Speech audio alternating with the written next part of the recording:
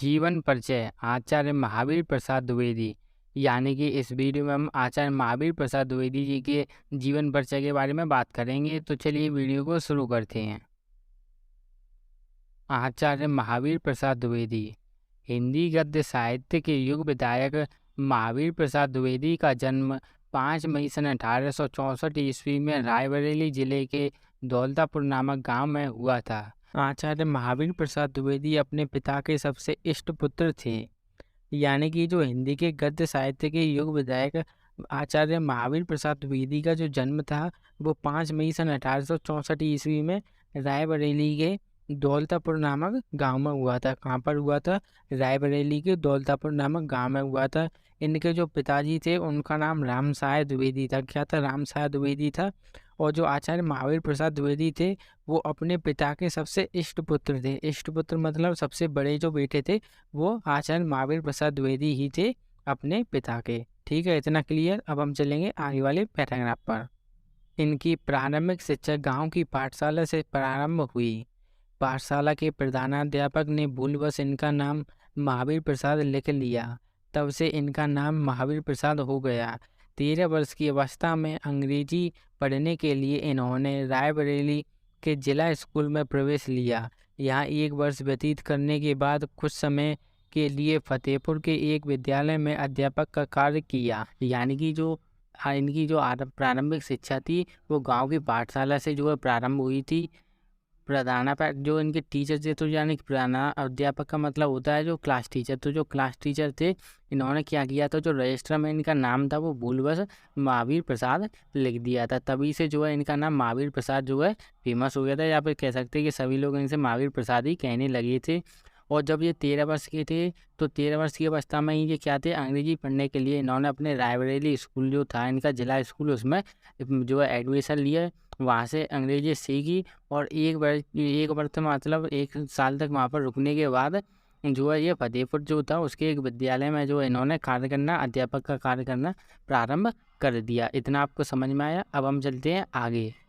आपको जो जीवन परिचय है वो एकदम कहानी की तरह याद करनी है, मतलब इनको रटना नहीं है, सिर्फ एक कहानी की तरह जो है आपको बार बार इन्हें सुनना है और समझना है, जिससे कि जो आपको ये आसानी से याद हो जाएंगे। ठीक है, अगर आपको फिर भी कोई दिक्कत आती है तो आप मुझे कमेंट कर सकते हैं, मैं आपके सारे सवालों के जवाब देने की पूरी कोशिश करूँगा।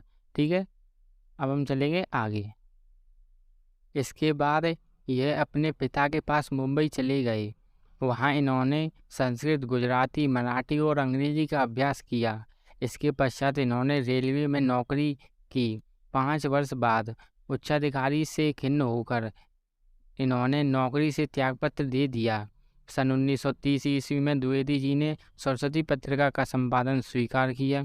सरस्वती पत्रिका से अलग होने पर इनके जीवन के अंतिम 18 वर्ष गांव के नीरस वातावरण में बड़ी कठिनाई से व्यतीत हुए और 31 दिसंबर सन 1938 ईस्वी को रायबरेली में इनका स्वर्गवास हो गया। ठीक है, अब मैं आपको समझाता हूँ कि इसमें हुआ क्या था। यानी इसके बाद जो था, यानी पिछली कहानी जो थी उसके बाद क्या हुआ था कि ये अपने पिता के पास जो है मुंबई चले गए थे स्कूल को छोड़कर। ठीक है, मतलब अध्यापक के कार्य को छोड़कर ये जो अपने पिता के पास मुंबई चले गए।